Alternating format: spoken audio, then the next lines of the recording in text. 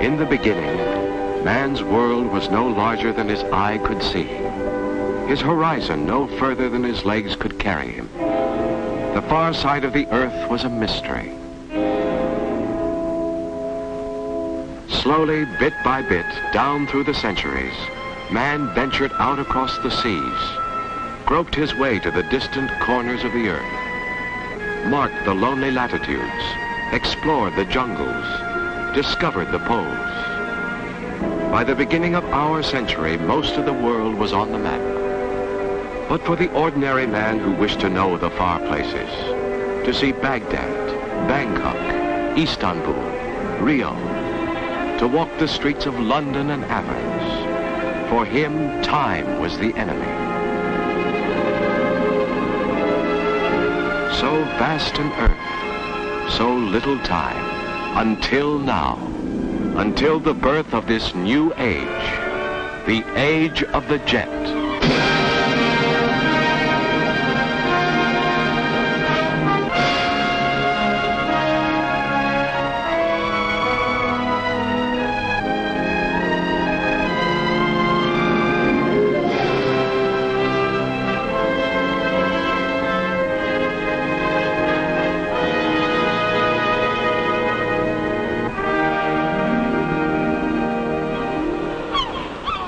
Here in the sky, we make our peace with time.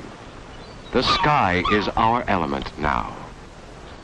Up here is where man conquers the clock and the calendar. It took the pilgrim ship Mayflower 65 days to batter its way across the Atlantic. An American's jet clipper makes it in 6.5 hours. It took the conquistador Francisco Pizarro 4 heartbreaking months to get from Panama to Peru. Jet passenger time from New York to South America is 4 hours and 15 minutes. It took Sir Francis Drake 3 years to circle the globe. An American's jet clipper can fly around the world in less than 3 days.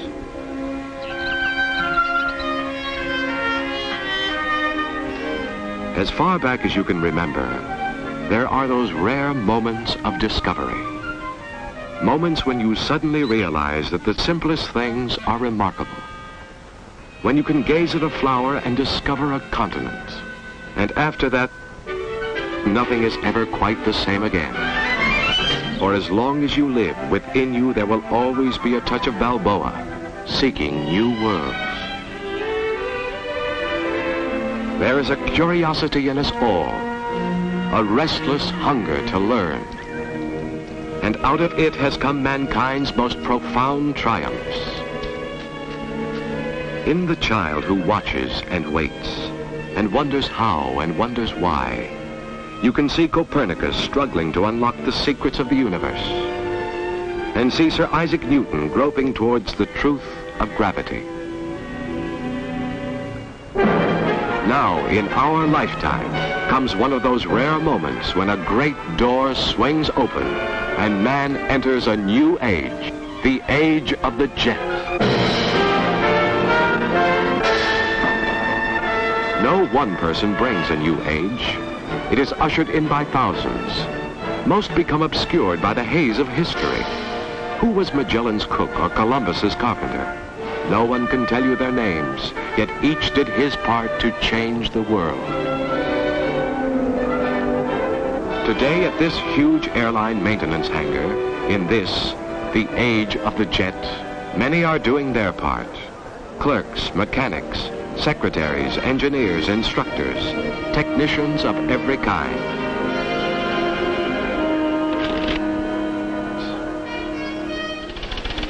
Communications checking in messages from Buenos Aires. A memo from London, an urgent request from Rome. And meanwhile, up in scheduling, every flight is planned, every crew member assigned for weeks ahead. Which plane will be in Tokyo on the 15th? Which pilot will be in Johannesburg on the 22nd? Which navigator will be leaving New York on the 29th and landing in Istanbul on the 30th? And all the while, a training program in progress. A miniature university here. Refresher courses in design and hydraulics, engine theory, radar and communications. Crack flight engineers, mechanics with a dozen years experience, going back to the classroom to keep in touch with the latest developments of the jet. For every hour in the air, the Jet Clipper spends 25 man-hours on the ground, being checked and tested. Strip down the engines. X-ray those hidden places inside the wings and fuselage. Replace the worn parts. Check and recheck. And check again. Jet Clipper 709 to maintenance foreman. Jet Clipper 709 is ready to be towed to run up spot. Number 3C, number 3 engine change, hot section on number 1. Please notify yard crew to move aircraft to run up spot. This is the nerve center. Maintenance control. In touch with every ground crew on the line. Knowing just what has to be done to each plane and knowing exactly when it will be ready to fly. Jackson, get some compliments from Santa Maria. Oh, it's very nice. Thank you very much. Jackson?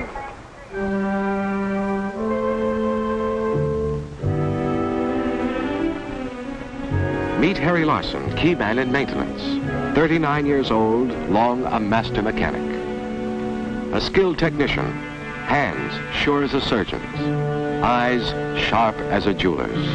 A virtuoso with a wrench and a screwdriver. 18 years on the line playing nursemaid to airplanes.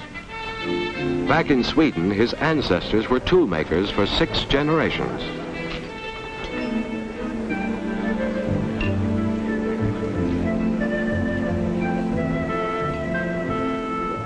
Sometimes I come in for work in the morning and find myself thinking of everything going on in just this one building.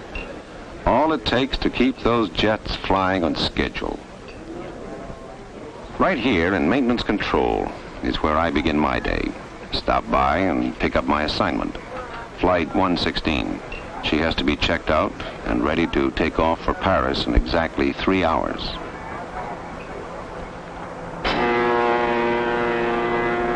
Look closely. This is the key that unlocks the door to a new age. The Jet Clipper, bringing the far ends of the world within reach of us all. When you come from a family of tool makers, one thing you inherit is to know that a fine machine is beauty. Without a wasted line, nothing meaningless. As perfect as a seashell. Already had a complete going over in the hangar. Now comes another. Comes another. Operational check. Tool bench. My father used to say, make it clean, make it simple. They sure did it with this jet engine. The air just drives in through the front, gets squeezed by the compressor, heated by a burner to build pressure, then shoots out through the tailpipe.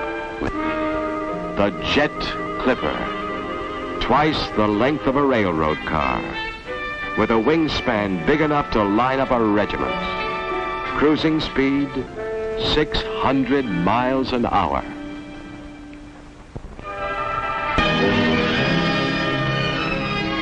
Before the first passenger ever stepped aboard, there were 4 years of test flights, millions of hours of engine time, month after month. For all its power, it's the simplest aircraft engine ever devised. Fewer moving parts, less wear and tear, easier to service. She's a mechanic's dream.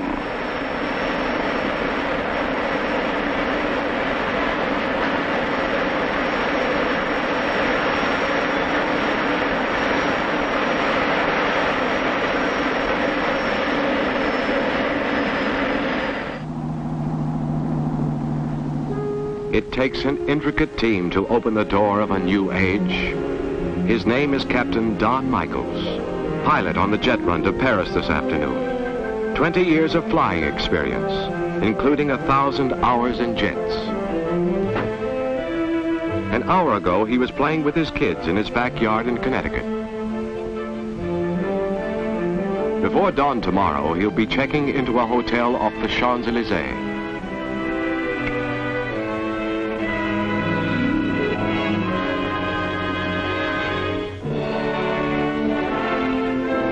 It's an hour and a half to departure now, and Captain Michaels has a lot of work to do. Pick up the flight plan and weather folder. No problems today. Up there in the jet stream, it'll be clear skies and a tailwind all the way across the Atlantic.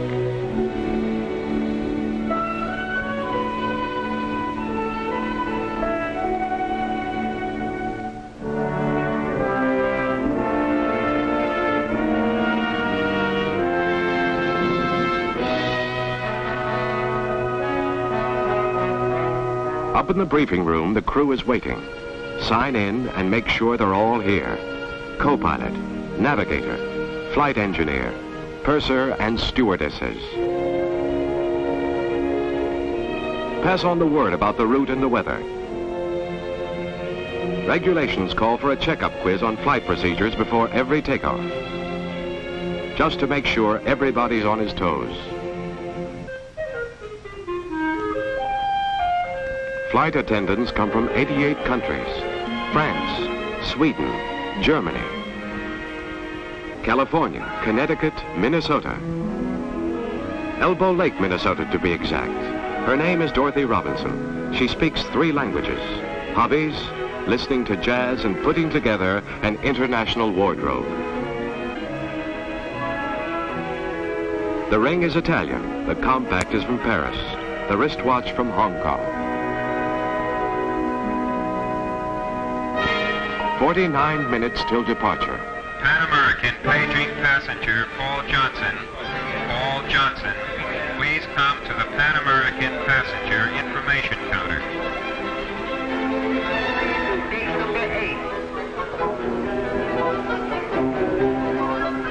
There are explorers who will never have their statues in a public square.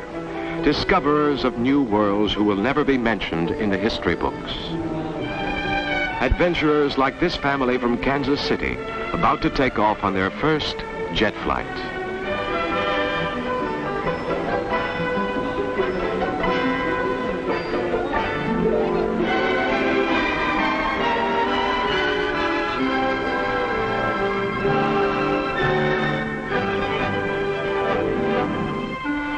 "45 minutes till departure, and they've buttoned up the operational check now.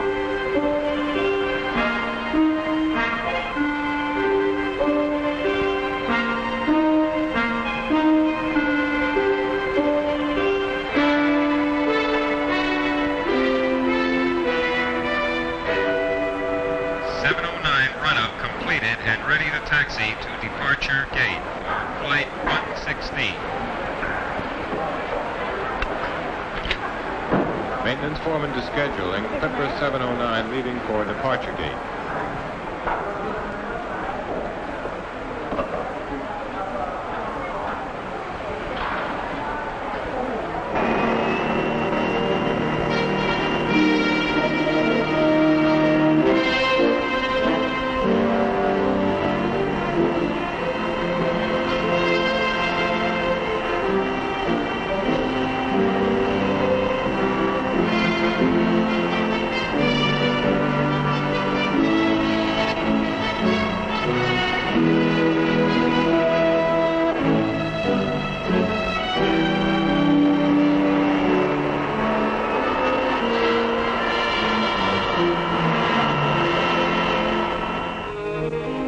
"11 months and 2 weeks a year, he's a salesman on the road in Kansas while his daughter's learning spelling and long division, and his wife is busy with the laundry and the supermarket. But for the next 2 weeks, they'll be Marco Polo and company, journeying to Cathay. Cathay being a blaze of lights on the River Seine, called Paris. All the months of planning, dreaming, wondering. What will it be like to fly in a jet? Now when the answer is so close, every tick of the clock seems an eternity.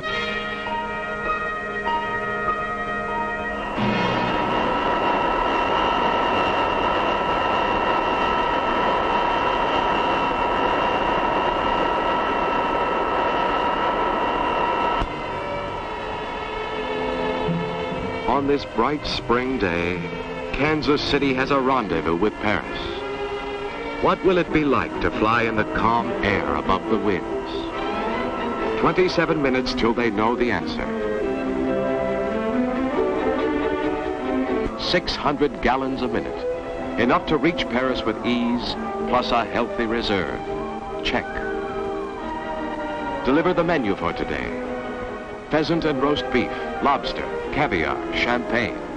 Check. And then the crew takes over for a final last-minute inspection.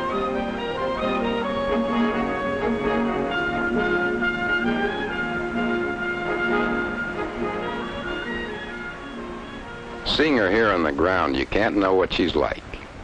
Believe me, you don't really know a jet until you fly in it.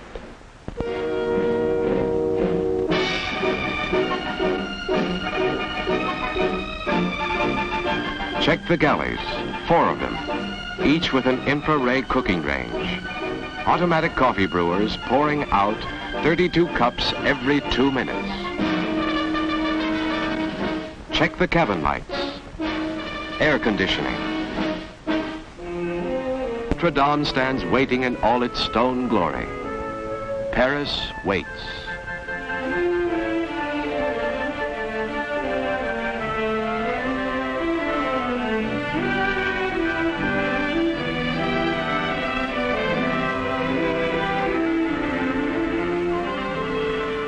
And here, bit by bit, the intricate design of departure falls into place.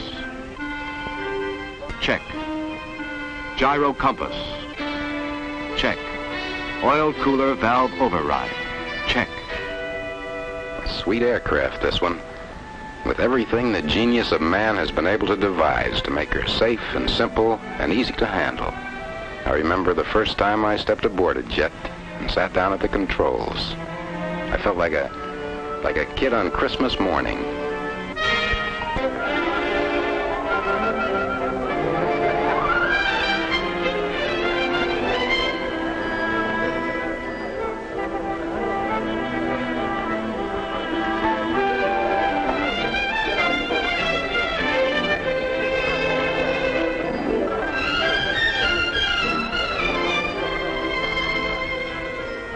Time is racing now. The last cargo is stowed aboard. The 2 passenger doors go into place in counterport.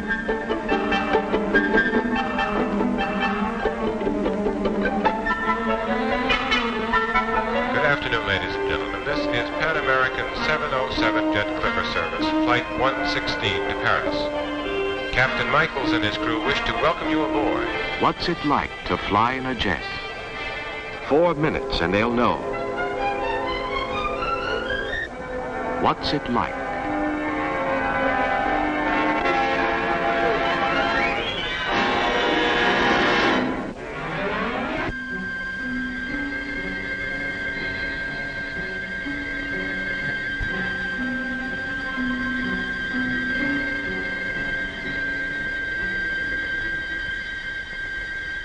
Clipperjet 709 on Flight 116 to Idlewild Ground Control.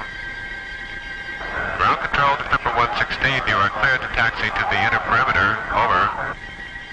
We're ready to taxi to the inner perimeter, over.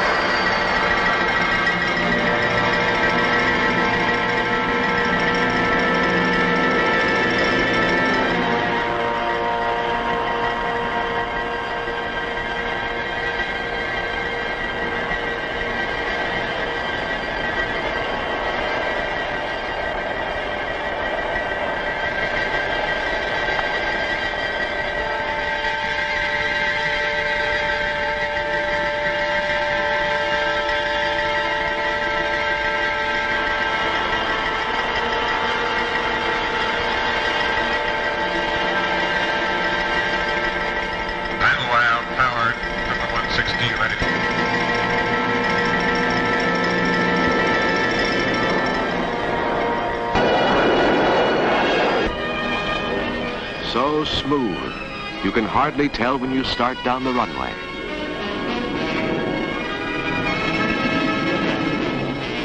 And suddenly you're airborne. You wonder for a moment what's missing, and then you realize what it is.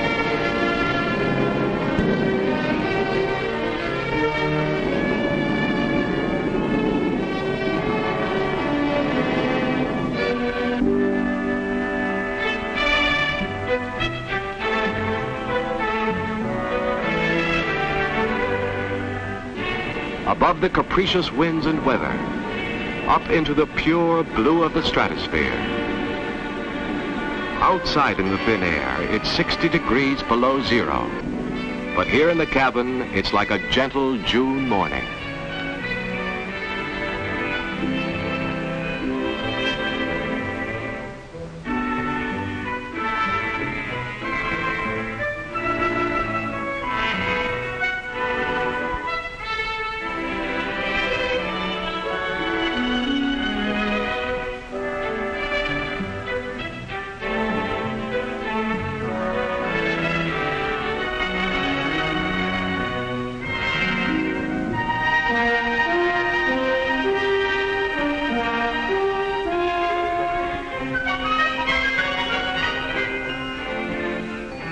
Up here, the sky is blue, deep blue, bluer than any sea.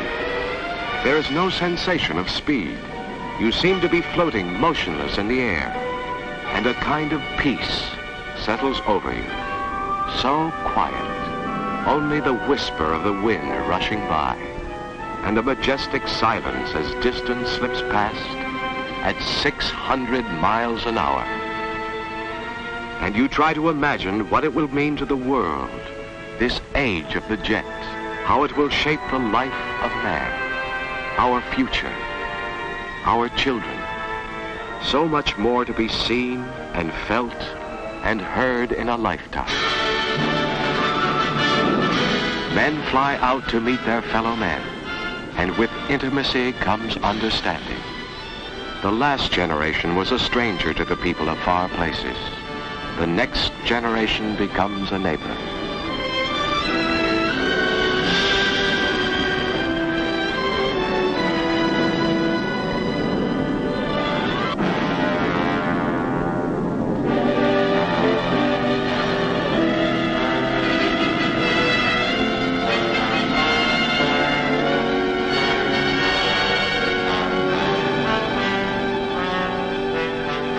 The jets inscribe their signature across the sky. The great door swings open, and man steps across the threshold into a bright new age.